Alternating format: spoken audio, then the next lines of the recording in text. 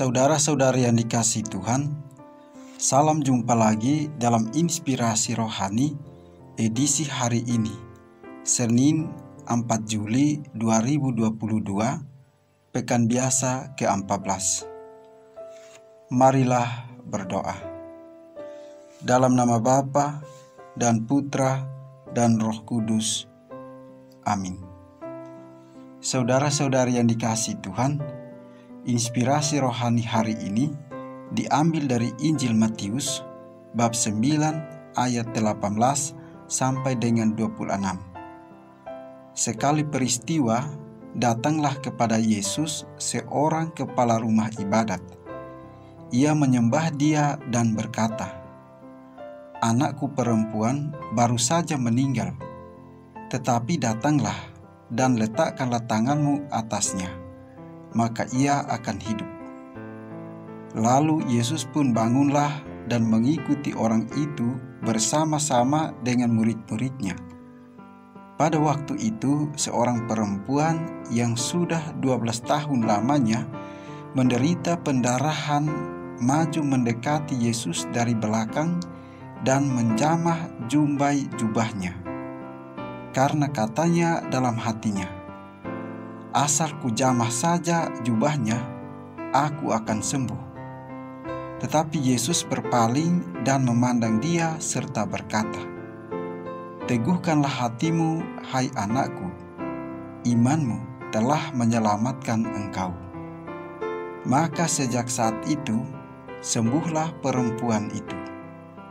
Ketika Yesus tiba di rumah kepala rumah ibadat itu dan melihat peniup-peniup seruling dan orang banyak ribut, berkatalah ia, "Pergilah, karena anak ini tidak mati, tetapi tidur."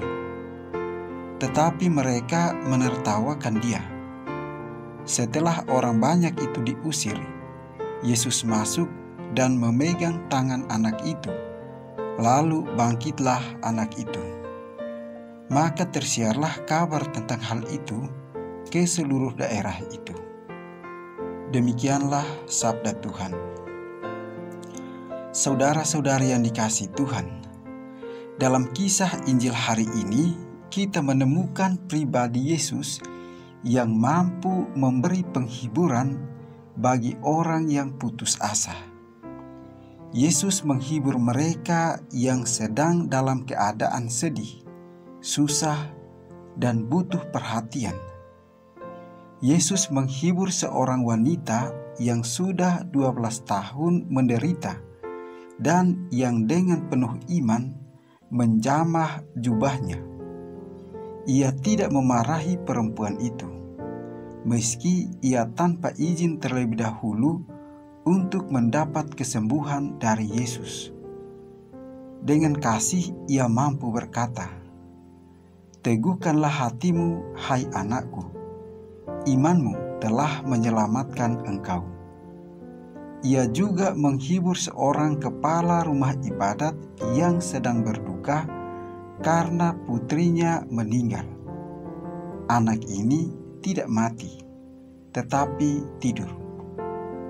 Sapaan penuh belas kasih Yesus ini sungguh mampu memberi kekuatan bagi mereka berdua. Bukan hanya kekuatan, tetapi penghiburan dan kesembuhan. Selain itu, kata-kata Yesus menjadikan mereka pulih dan mampu kembali menjalani hidupnya. Saudara-saudari yang dikasihi Tuhan, kiranya teladan Yesus dalam memberi penghiburan bagi setiap orang yang sedih pantas kita hidupi. Kata-kata baik yang diucapkan Yesus dapat kita ulangi dalam kehidupan kita. Yesus, sang sumber segala penghiburan, telah menganugerahkan kasih-Nya kepada kita. Maka sudah layak dan pantaslah kita membagi kasih itu dengan memberi penghiburan kepada yang membutuhkan. Maka mari kita berjuang bersama agar kata-kata yang kita ucap memberikan penghiburan damai dan sukacita bagi setiap pendengar, bagi sesama yang bersedih. Saudara-saudari yang dikasihi Tuhan, selain itu, melalui kisah Injil hari ini, Yesus mengajak kita untuk jangan takut, karena yang tidak pernah memanjat tidak pernah akan jatuh. Jangan pernah takut gagal, karena yang tidak pernah gagal hanyalah orang-orang yang tidak pernah melangkah. Jangan takut salah, karena dengan kesalahan yang pertama, kita dapat menambah pengetahuan untuk mencari jalan yang benar pada langkah yang kedua. Semangat bagi kita semua yang pernah gagal. Mari kita bangkit, karena Yesus akan datang menyertai kita selamanya, seperti Ia datang ke rumah ibadat untuk mengunjungi anaknya yang sudah meninggal. Marilah berdoa. Ya Tuhan Yesus, Engkau datang untuk menyelamatkan dan menyembuhkan umat manusia yang bertobat.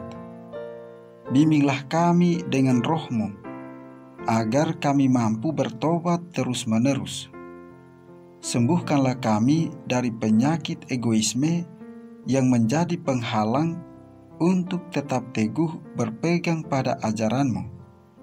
Sebab Engkaulah penebus kami, yang hidup dan berkuasa dalam persatuan dengan Bapa dan Roh Kudus, Allah kini dan sepanjang segala masa.